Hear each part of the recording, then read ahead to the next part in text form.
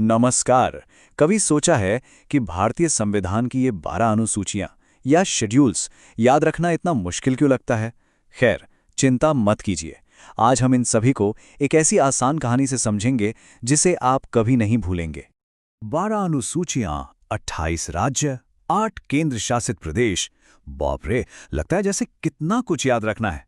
पर क्या हो अगर मैं कहूं कि इसका एक बहुत ही सरल उपाय है? चलिए एक कहानी के सफर पर चलते हैं जो इस मुश्किल को बिल्कुल आसान बना देगी। तो ये रहा हमारी कहानी का रोड मैप, जिसका नाम है एक लोक सेवक की यात्रा। हम पहले जानेंगे कि ये अनुसूचियां होती हैं, फिर 3 एक्ट्स में उनकी पूरी कहानी देखेंगे और आखिर में एक छोटे से क्विज से अपना ज्ञान परखेंगे। तो चलिए शुरू करते हैं। तो सबसे पहला और सबसे जरूरी सवाल, आखिर ये अनुसूचियां, ये शेड्यूल्स हैं क्या भला? देखिए, अनुसूचियों को आप संविधान का अपेंडिक्स समझ सकते हैं। मतलब ये वो लिस्ट या टेबल हैं जिनमें वो एक्स्ट्रा जानकारी दी गई है जो आर्टिकल्स में नहीं है। इससे हमारा संविधान साफ सुथरा और ऑर्गेनाइज्ड रहता है।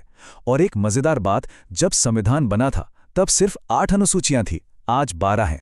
तो चलिए अपनी कहानी शुरू करते हैं। एक्ट 1, नौकरी पाना।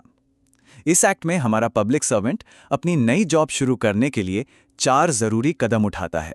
तो सबसे पहला कदम क्या होगा भाई? अपना इलाका जानना। पहली अनुसूची में भारत के सभी 28 राज्यों और 8 केंद्र शासित प्रदेशों के नाम और उनकी सरहदों का ब्यौरा है। एक तरह से ये भारत का ऑफिशियल मैप है।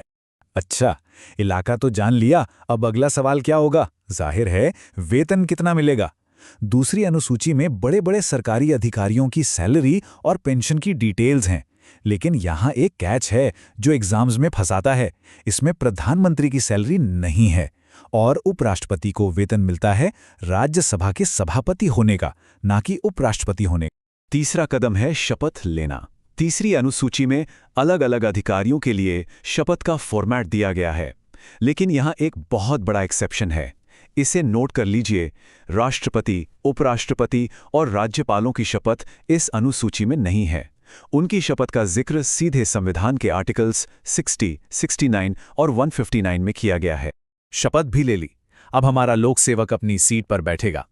चौथी अनुसूची हर राज्य और केंद्र शासित प्रदेश के लिए राज्यसभा यानी अपर हाउस में कितनी सीटें होंगी ये बताती है। और इसी के साथ हमारी कहानी का पहला एक्ट खत्म होता है। तो अब आते हैं एक्ट 2 पर, राष्ट्र का कार्य। हमारा पब्लिक सर्वेंट अब ऑफिस में है और अपने काम की शुरुआत करने के लिए बिल्कुल तैयार है। अब आते हैं उन 2 अनुसूचियों पर जिनमें सबसे ज्यादा कंफ्यूजन होता है, 5वीं और 6ठी। देखिए, 5वीं अनुसूची एक जनरल फ्रेमवर्क है जो 10 राज्यों के अनुसूचित क्षेत्रों और जनजातियों के प्रशासन के बारे में बताती है। वहीं 6ठी अनुसूची सिर्फ 4 खास नॉर्थ ईस्टर्न राज्यों के आदिवासी क्षेत्रों के लिए स्पेशल प्रोविजंस करती है। तो अब सवाल यह है कि उन 4 राज्यों को याद कैसे रखें? इसके लिए एक जबरदस्त ट्रिक है। ATM without money. A से असम, T से त्रिपुरा, M से मेघालय और M से मिजोरम। और विदाउट मनी आपको याद दिलाएगा कि मणिपुर इसमें शामिल नहीं है। है ना कमाल की ट्रिक?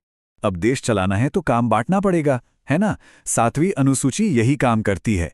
ये केंद्र और राज्यों के बीच शक्तियों को 3 लिस्ट में बांटती है ताकि कोई झगड़ा न हो। यूनियन लिस्ट, स्टेट लिस्ट और कॉन्करेंट लिस्ट। 22 ये नंबर क्या है, कोई अंदाजा? चलिए अगली स्लाइड में पता करते हैं। ये है संविधान से मान्यता प्राप्त 22 आधिकारिक भाषाओं की संख्या जो 8वीं अनुसूची में दी गई हैं। आपको पता है, शुरू में सिर्फ 14 भाषाएं थीं। और अब एक ऐसा फैक्ट जो शायद आपको चौंका दे, अंग्रेजी इन 22 आधिकारिक भाषाओं में शामिल नहीं है। ये सवाल एग्जाम्स में बहुत पूछा जाता है। और अब हम पहुंच गए हैं अपनी कहानी के आखिरी एक्ट पर, एक विरासत का निर्माण। यहां हमारा लोक सेवक सिर्फ काम नहीं कर रहा, बल्कि वो देश की नींव को मजबूत करने वाले बड़े बड़े सुधार लागू कर रहा है। एक बात जाननी बहुत जरूरी है, ये जो आखिरी 4 अनुसूचियां हैं ना, ये ओरिजिनल संविधान में थी ही नहीं। इन्हें समय के साथ संशोधनों के जरिए जोड़ा गया, जो ये दिखाता है कि हमारा राष्ट्र कैसे विकसित हुआ है। 9वीं अनुसूची को पहले ही संशोधन से जोड़ा गया था। क्यों? ताकि जमींदारी सिस्टम को खत्म करने वाले भूमि सुधार कानूनों को बचाया जा सके। पहले इन कानूनों को कोर्ट में चैलेंज नहीं किया जा सकता था, पर अब ऐसा नहीं है। अब इनकी न्यायिक समीक्षा हो सकती है। 10वीं अनुसूची, जिसे हम दल बदल विरोधी कानून भी कहते हैं, उस दौर में आई जब आया राम गया राम की राजनीति आम थी।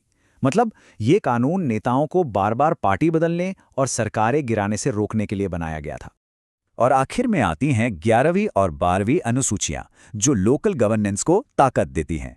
बस इतना याद रखिए, 11वीं अनुसूची है पंचायतों के लिए, मतलब गांव का शासन, और 12वीं अनुसूची है नगर पालिकाओं के लिए, यानी शहर का शासन। तो हमारी कहानी तो हो गई पूरी। अब देखते हैं कहानी याद भी है या नहीं। चलिए एक छोटा सा टेस्ट हो जाए। तैयार हैं? पहला सवाल, राज्यसभा में सीटों का बंटवारा कौन सी अनुसूची में होता है? याद कीजिए हमारी कहानी। शपथ लेने के बाद हमारा पब्लिक सर्वेंट कहां गया था? अपनी सीट पर, है ना? तो सही जवाब है बी, चौथी अनुसूची। अगला सवाल, दल बदल विरोधी कानून का जिक्र किस अनुसूची में है? आया राम गया राम वाली कहानी याद है? जी हां, बिल्कुल सही। इसका जवाब है सी, 10वीं अनुसूची। और ये रहा आखिरी सवाल, सही या गलत? अंग्रेजी 8वीं अनुसूची में दी गई 22 आधिकारिक भाषाओं में से एक है। ये थोड़ा ट्रिकी है, सोचिए। और इसका सही जवाब है गलत। ये एक छोटी सी डिटेल है, लेकिन एग्जाम्स में यही छोटी छोटी बातें फर्क पैदा करती हैं। उम्मीद है इस कहानी ने इन 12 अनुसूचियों को आपके दिमाग में हमेशा के लिए बैठा दिया होगा। याद रखिए, सीखते रहना ही आगे बढ़ने का रास्ता है।